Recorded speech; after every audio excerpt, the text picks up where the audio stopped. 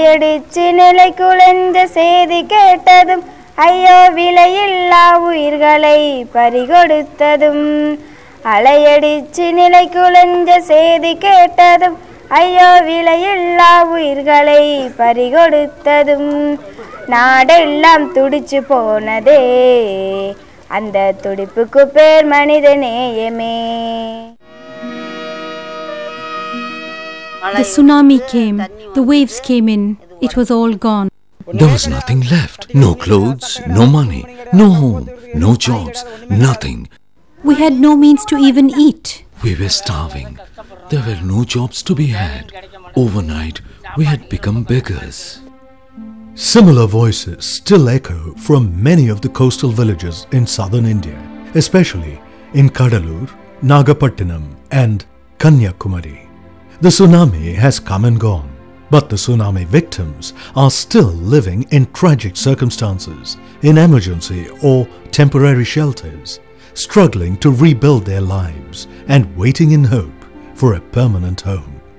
Balendra is a refugee from Sri Lanka, volunteering with Offer, an organization of refugees working in the refugee camps in India for 15 years. Our refugees were all Ceylon Tamil refugees who had escaped the civil war in Sri Lanka, and they had come over to India.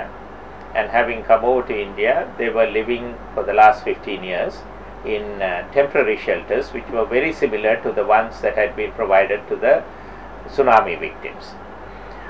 Offer had provided these refugees empowerment by providing them education, skills and personal development.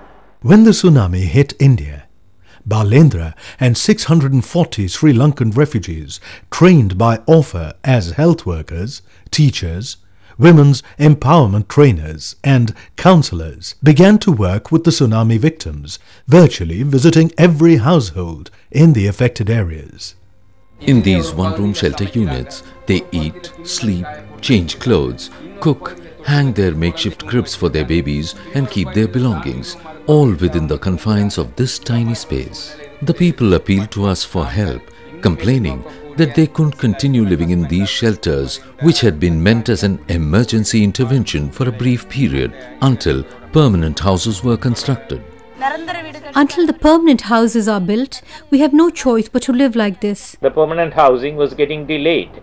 Therefore, Offer contacted the Dan Church Aid and together prepared a proposal for the improvement of these temporary shelters, and the proposal was submitted to ECHO.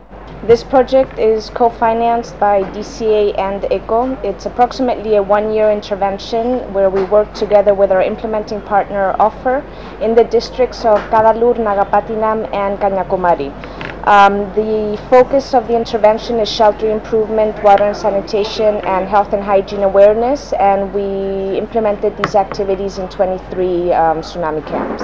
Having secured the support of the state government, Offer and the DCA brought in an architect, Mr. Balasavar, to design the interventions so as to bring about a qualitative improvement in the lives of the victims. The real challenge was to provide a sense of security, shelter and home while keeping in mind that this intervention was temporary in nature. Offer and the DCA, along with Mr. Balasavar, conducted an extensive needs assessment study before finalizing the areas of interventions. One of the issues that needed to be addressed was the excessive heat generated by the tar sheets used in the roofing, as well as the fact that many needed to be repaired. These tar sheet roofs absorb heat. We can't stay inside the house. It's boiling hot. The children are getting sores and heat boils. Look at my roof, the tin sheets are collapsing and water seeps in when it rains. Instead of individually repairing each roof, large thatched roof structures were provided over each row of shelters to give shade to the shelter units.